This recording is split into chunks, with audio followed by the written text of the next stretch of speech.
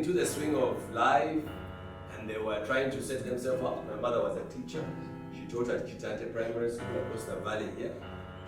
My father was a management consultant. He was at the Uganda, now it's the Uganda Management and Training Advisory Center. So he was an advisor there, and he was teaching businessmen how to start businesses. So he was a business teacher. In fact, he wrote a couple of books around starting a business. So he had a book. There's a copy of the book. He has a book about starting a business. And I used to go to the management training. The management training used to be where there is an Asian temple.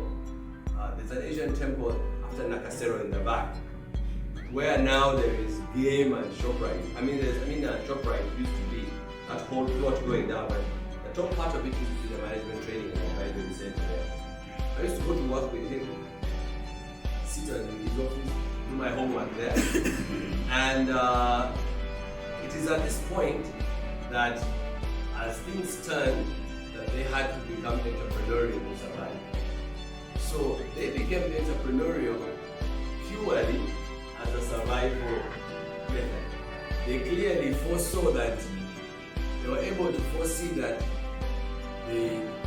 working as civil servants was never going to give them the life that they had aspired to. So both of them decided, no, it is time for us to go into business.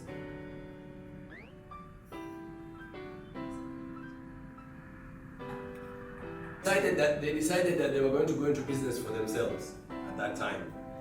So the rest of, we'll come to that. I won't delve too much into the stories of my parents, because at least my dad's are well documented, and we will talk about that in the last slide. We'll talk about that.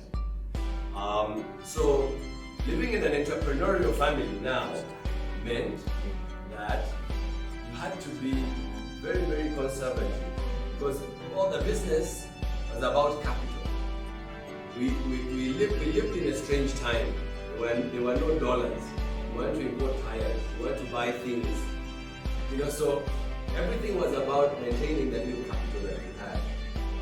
The banks were not very functional, so getting a loan from the banks was really impossible in the 70s. So the banks operated at basically just deposits, cash withdrawals.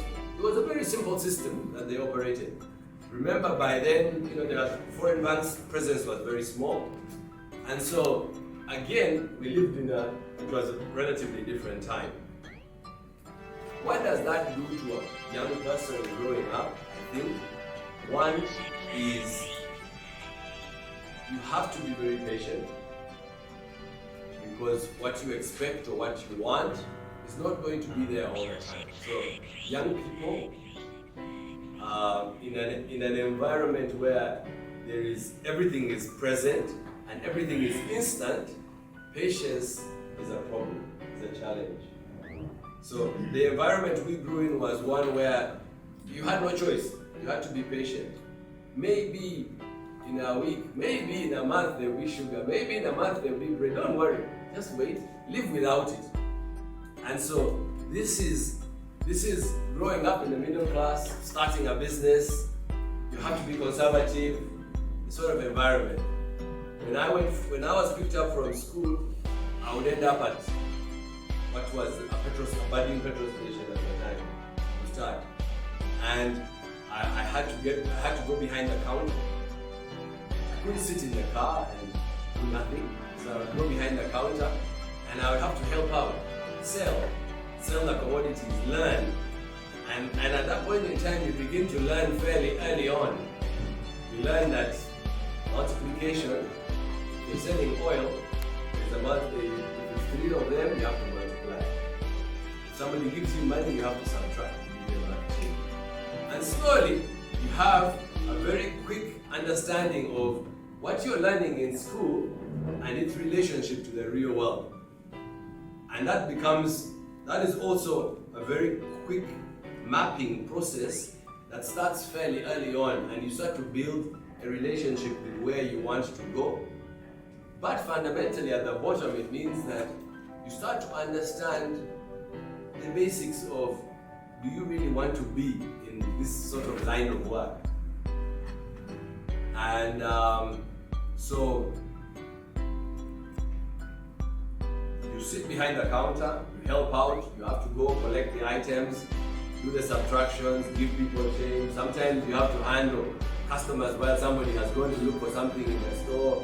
You have to be able to answer their questions. You might have to go up some of the things you know, some of the things you don't know, but you have to learn what are the items in the counter. All of them are related to selling items.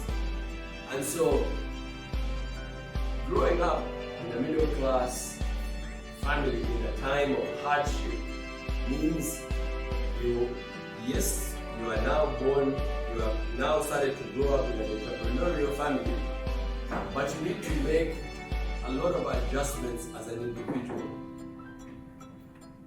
You need to learn to live within these constraints that you're living within. But these constraints are life itself. Life itself gives us that. We have these constraints, they are always there with us.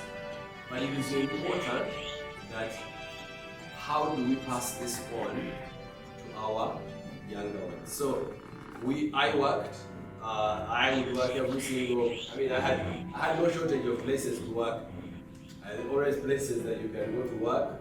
There are businesses that you can go to. There's plenty of work to do, plenty of things that you can do at these places. So growing up, every holiday you're busy, you're working, and that to me would be the first part of the story.